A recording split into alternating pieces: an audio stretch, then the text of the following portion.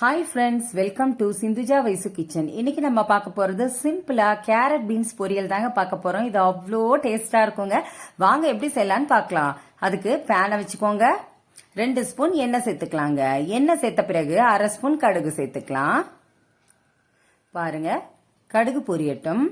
கடுகு பொரிஞ்ச பிறகு 1/2 ஸ்பூன் கடலைப்பருப்பு, 1/2 ஸ்பூன் உளுந்தம்பருப்பு ரெண்டுமே சேர்த்துக்கோங்க. இப்ப ரெண்டுமே நல்லா பொன்னிறமா வறுத்துக்கோங்க.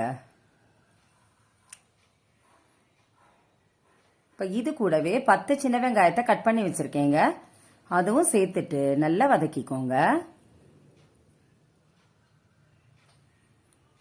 இப்போ இது கூடவே 2 பச்சை மிளகாய், 1 வரமிளகாய் கிள்ளி வச்சிருக்கேங்க. ரெண்டுமே சேர்த்துட்டு நல்லா கலந்து கொடுங்க.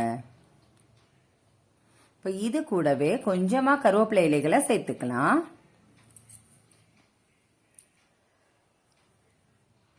இப்போ இது கூடவே கேரட் 1/4 கிலோ எடுத்திருக்கேங்க. நல்லா வாஷ் பண்ணிட்டு இதை போல கட் பண்ணி சேர்த்துக்கலாங்க. 1/4 கிலோ பீன்ஸ் எடுத்திருக்கேங்க. அதுவும் நல்லா வாஷ் பண்ண பிறகு இதை போல கட் பண்ணிட்டு சேர்த்துக்கோங்க. இப்போ நல்லா கலந்து கொடுங்க. இது பிகினர்ஸ் கூட ஈஸியா செஞ்சிடலாங்க. ரசம் சாதம், சாம்பார் சாதத்தோடலாம் சாப்பிட்டீங்கன்னா சான்ஸே இல்லைங்க. அவ்வளோ சூப்பரா இருக்குங்க. இப்போ 1/2 ஸ்பூன் உப்பு சேர்த்துக்கலாம். 1/2 ஸ்பூன் மஞ்சத்தூள் சேர்த்துக்கோங்க. 1/2 ஸ்பூன் பெருங்காயத்தூள் சேர்த்துட்டு ஒரு தடவை கலந்து கொடுங்க. ஒரு 10 நிமிஷம் மூடி போட்டு வச்சா போதுங்க. காயெல்லாம் அவ்வளோ சூப்பரா வெந்திருக்கும். பாருங்களேன், சூப்பரா வெந்துருச்சுங்க.